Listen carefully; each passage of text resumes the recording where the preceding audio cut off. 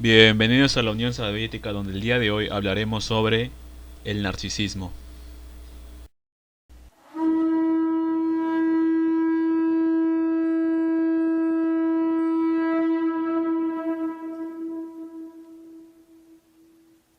El narcisismo consiste esencialmente en que un individuo, niño, adolescente o adulto, experimenta una atracción sexual hacia sí mismo, sea por su cuerpo, por la imagen de sí mismo o por su personalidad global.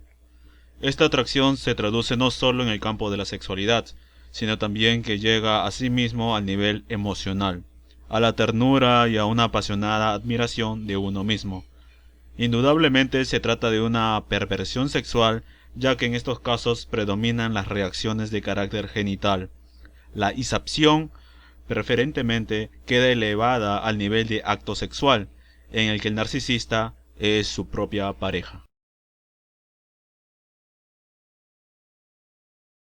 El término narcisismo tiene su origen en el mito griego de Narciso, hijo de dios Río Cefiso y de Liriope, del cual se enamora la ninfa beocia Eco. Narciso rechaza las pretensiones amorosas de Eco, por lo que ésta recae en un estado de melancólica desesperación. Consumida de pena, su cuerpo fue reduciéndose y marchitándose hasta que no le quedó más que la voz. Pero no quedó sin castigo la indiferente soberbia de Narciso. Afrodita se encargó de vengar la ofensa inferida a su servidora. Así, una vez que Narciso estaba de cacería en el Helicón, em- impelido por la sed se arrojó de bruces al suelo para beber del agua de una cristalina fuente en cuya clara superficie se reflejaba su propia figura. Afrodita, la diosa del amor, hizo que Narciso se enamorara de su propio cuerpo reducido en el espejo de las aguas, y como el objeto de su amor era inalcanzable, acabó consumiéndose de pena como la desventurada Eco.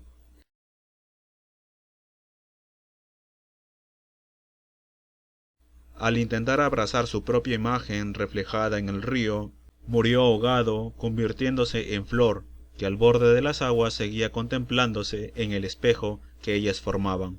Esa flor se llamó Narciso.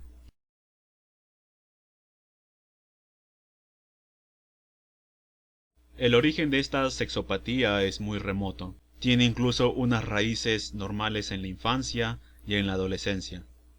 El narcisismo infantil puede considerarse como una fase normal de la evolución del individuo, fase en la que no existe claramente una auténtica diferenciación sexual.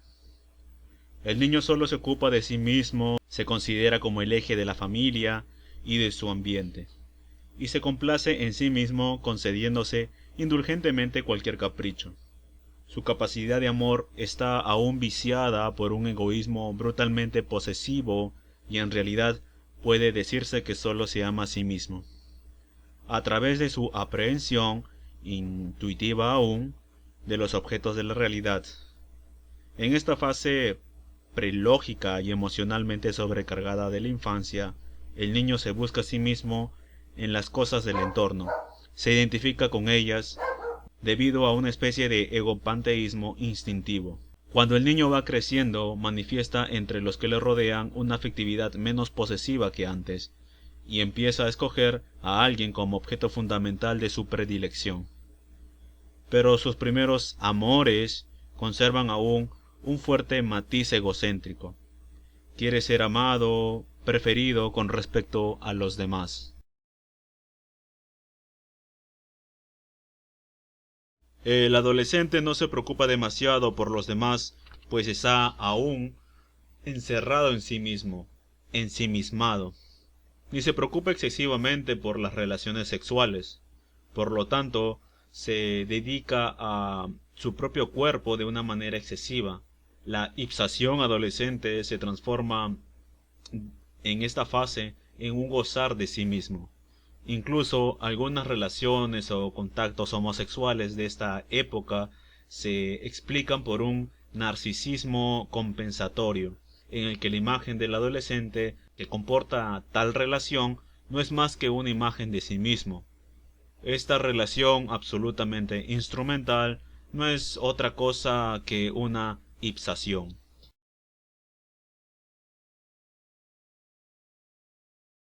Ahora bien, hasta aquí el narcisismo es algo normal, pero el narcisismo del adulto no lo es tanto. El narcisismo adulto se compone de los mismos elementos que aparecen en el niño y en el adolescente. Por lo tanto, cuando se da en el individuo adulto, se puede tratar de un residuo infantil no superado y que pervierte la sexualidad normal adulta.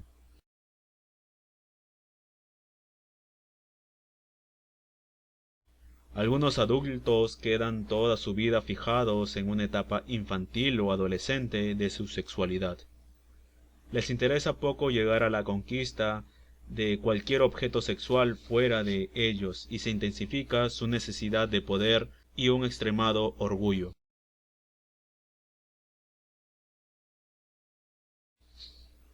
En estas condiciones, la insatisfacción afectiva y sexual, las ambiciones profesionales y sociales tienden a sustituir y reemplazar los placeres y satisfacciones frustrados. Ahora bien, el narcisismo se convierte en patológico cuando llena la mayor parte de la vida erótico-sexual del sujeto, reemplazando la normal tendencia a la relación heterosexual y proyectándose sobre el propio individuo.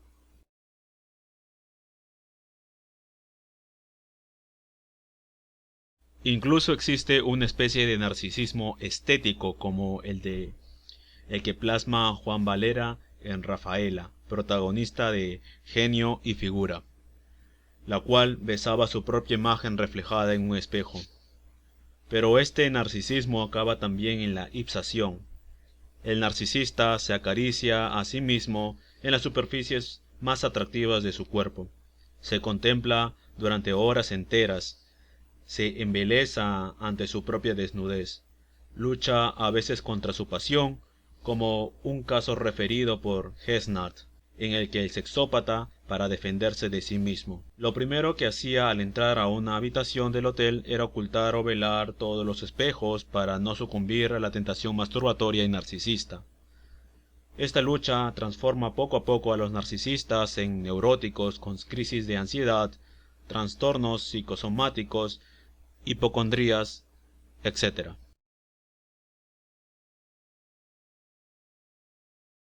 El narcisista se ama a sí mismo hasta en los más mínimos detalles. Ama todas sus cosas, incluso las más repugnantes, por ejemplo, sus excreciones. Puede pasarse horas contemplando sus órganos genitales. Los narcisistas puros, o sea, los extremadamente sexópatas, llegan a ser lo que Skettel definía como copuladores de espejo, que para llegar al orgasmo necesitan contemplarse en el espejo.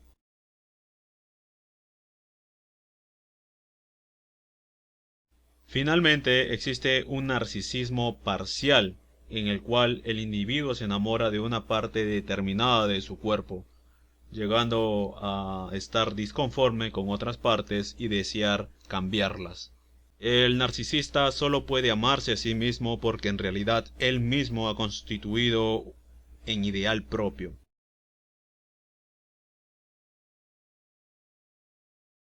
Los narcisistas llegan a envidiarse a sí mismos.